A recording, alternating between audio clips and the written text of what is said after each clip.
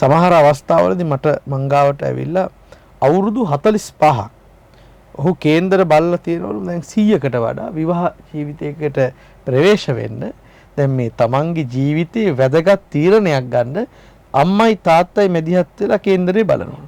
ඒක ගැලපෙන්නේ නැහැ කියනවා. මම ඊට පස්සේ කේන්දරේ බලන්න කලින් මං කිව්වා පුතේ ඔයා මුලින්ම ගිහිල්ලා මහා බෝධිය සෑය වැඳගෙන අදිෂ්ඨානයක් තියාගන්න මේවා පස්සේ ගලප ගන්නවා අපේ ජීවිතේ අදහස් ගැලපෙන. කේන්දරේ පස්සේ ගලප ගමු. අදහස් ගැලපෙන කෙනෙක් හොයාගන්න අදිෂ්ඨානයක් කරලා බාරහාර වෙලා ඔගොල්ලෝ ඒ ටික කරලා එන්නකෝ කියලා මම ඊට පස්සේ ඇයිට කිව්වා අපේ ජීවිතවලට වෙලාව සමහර විට ඕක රෝහලේ ලියන වෙලාව වරදින්න බැරිද? වරදින්න පුළුවන්. එතකොට මේ මිනිස්සුගේ මුළු ජීවිත කාලෙම අර වෙලාව නිසා අපරාධිනේ. ඉතින් මම කිව්වා මේ වෙලාව පැත්තක තියලා අපි එකක් හොයමු අදිෂ්ඨානයක් තියාගන්න කියලා.